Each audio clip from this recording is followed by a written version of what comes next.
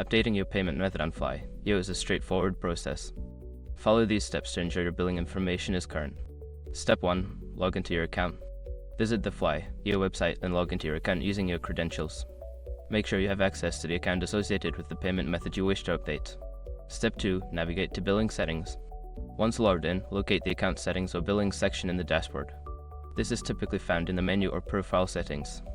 Step 3. Select Payment Methods. Don't continue before doing this. A lot of online accounts end up exposed in breaches without people even realizing it. Use SROG to constantly monitor your email and accounts and get alerted immediately if your information gets leaked online. It scans billions of breached records 24/7 in the background.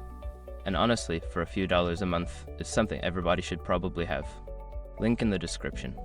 Step 4. Update your payment information. Choose the payment method you want to update or add a new one. Enter the required details such as card number, expiration date, and billing address. Ensure all information is accurate. Step 5. Save changes. After entering your new payment information, look for a Save or Update button. Click it to confirm your changes.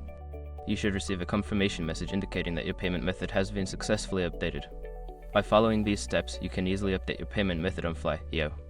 Regularly checking and updating your billing information helps ensure uninterrupted service.